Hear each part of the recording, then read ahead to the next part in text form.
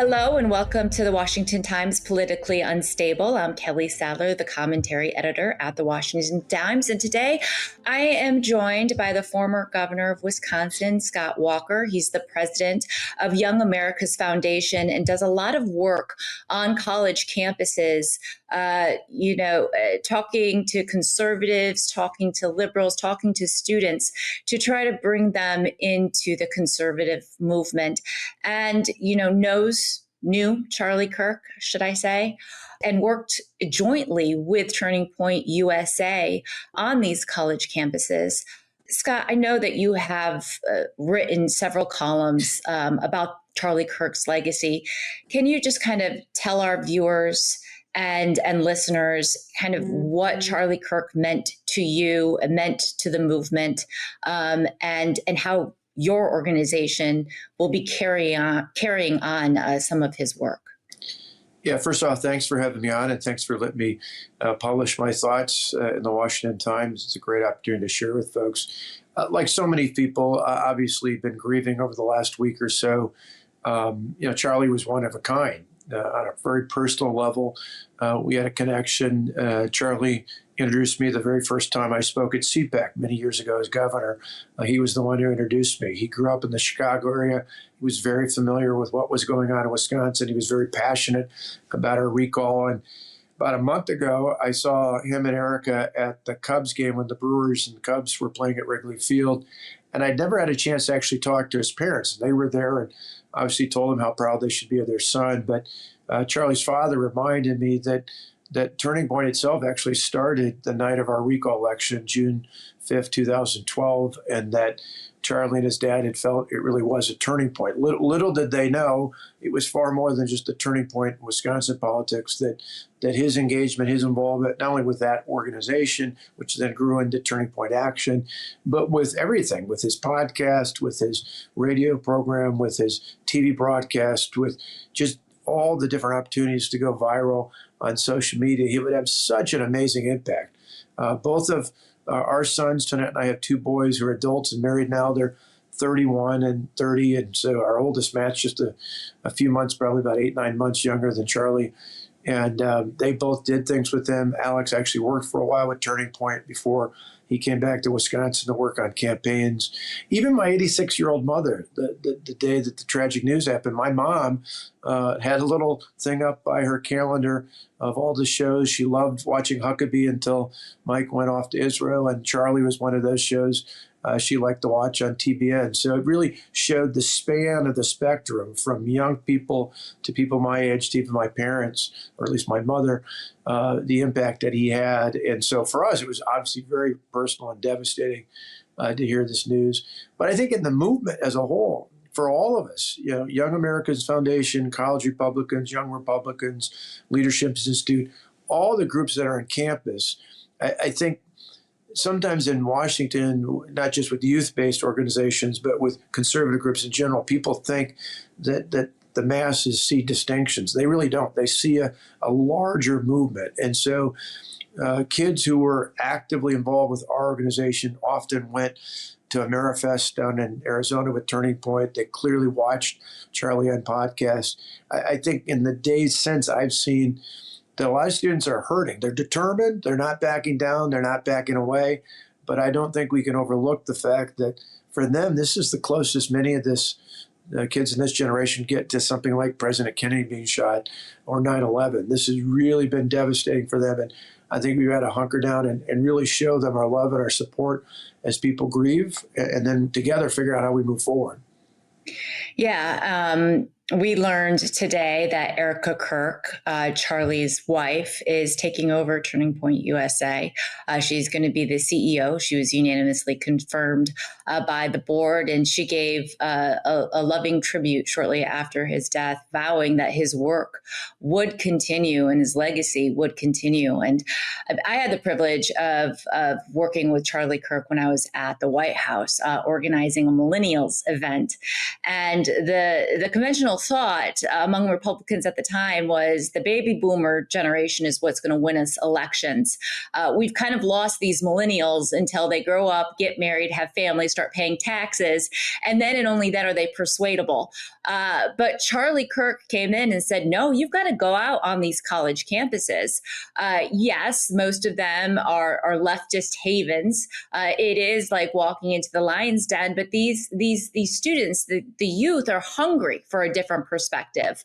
They want to debate, they want to engage, and many times when Charlie went out on these campuses, the very first people in line to talk to him were people who opposed his views and wanted the debate. And he famously said, if we can't debate and have open conversation, when the debate ends, that's when the violence starts.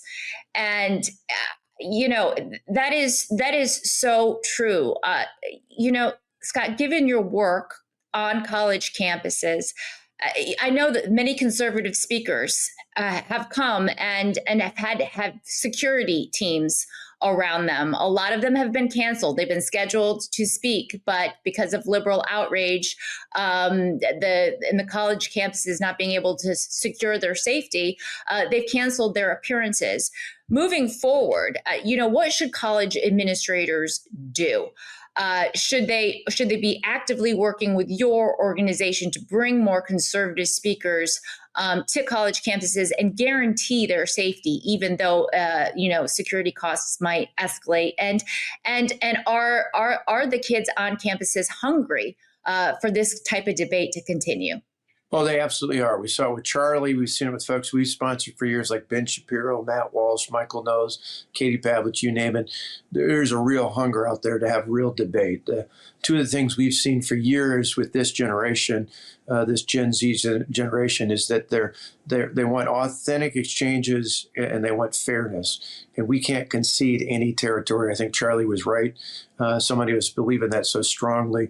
But we've got to be, I think, mindful going forward. A phrase I used the other night when we did a Zoom conference call with students across the country, just to kind of let them know what would come next, and to hear from them, was safe but strong. Safe but strong, because I think there's these feelings out there that I hear from students that, early on they were scared, they were grieving, they were sad, they were devastated. At the same time, they were devoted, they were dedicated, they were ready to go out and do even more.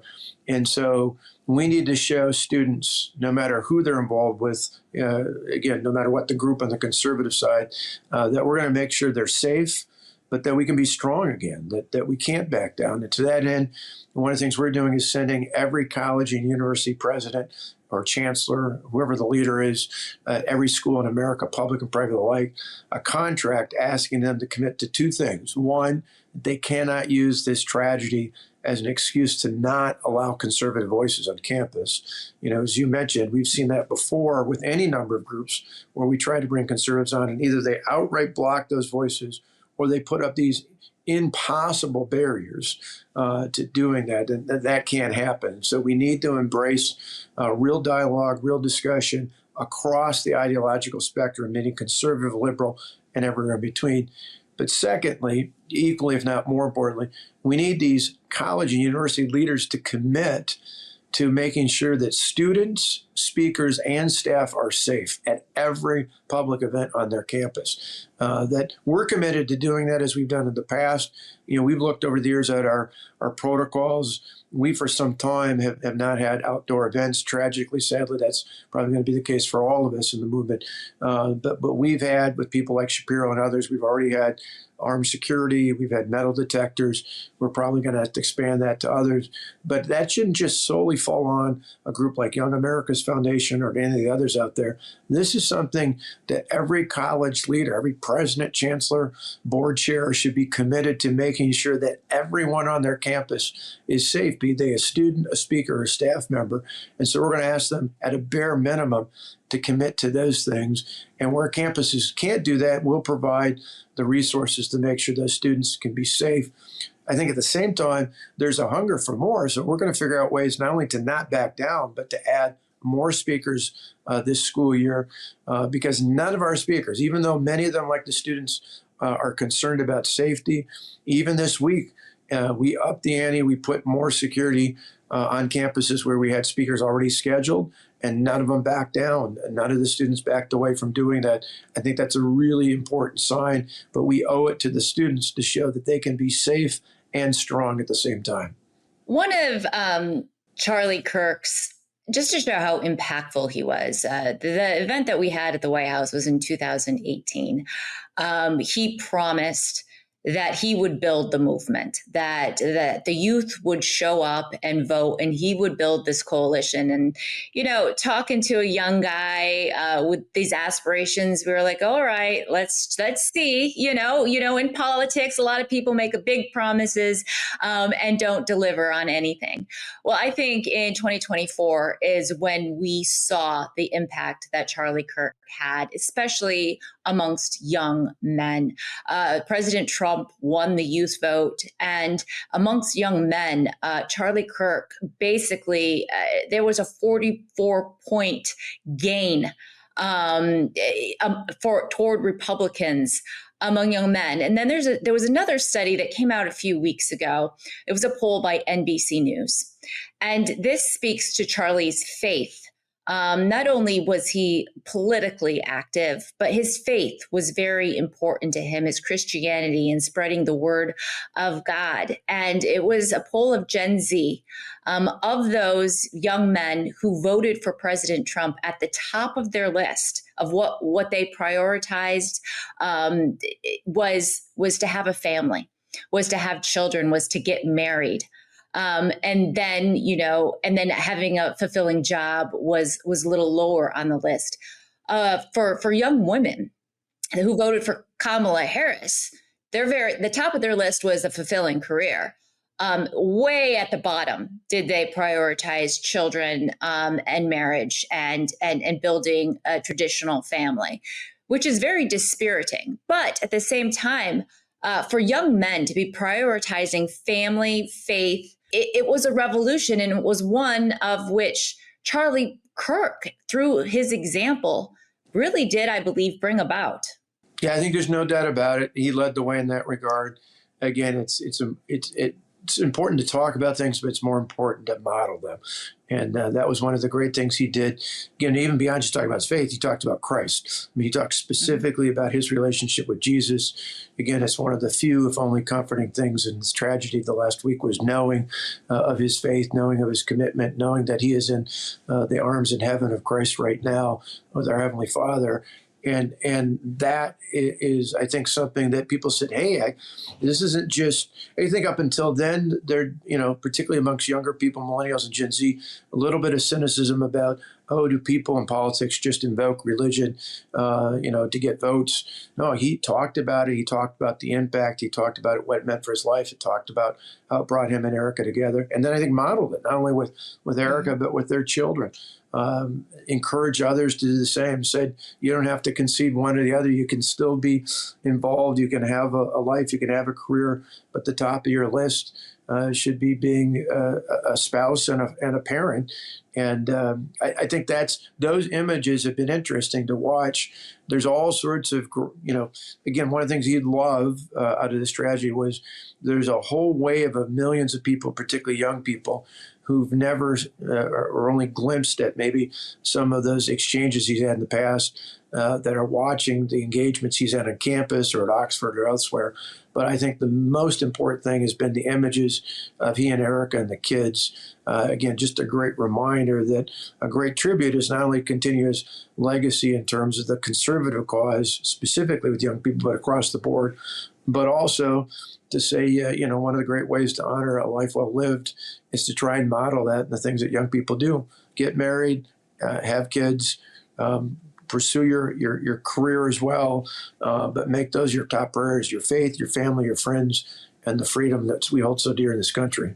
Yeah, well, when Charlie was asked on a recent podcast what he wanted his legacy, how he wanted to be remembered, he said he wanted to be remembered for his faith, and for preaching the gospel of Jesus Christ, which he did. And, there's been articles written of the Charlie Kirk effect, that after his assassination, church goers increased in volume amongst congregations nationwide, where some of the younger children were bringing their parents to church to pray for Charlie and his family, but to also kind of tap into, our Judeo-Christian roots, really, as a country, and rediscover that. So hopefully, with time, there can maybe be a revival, but that will take time.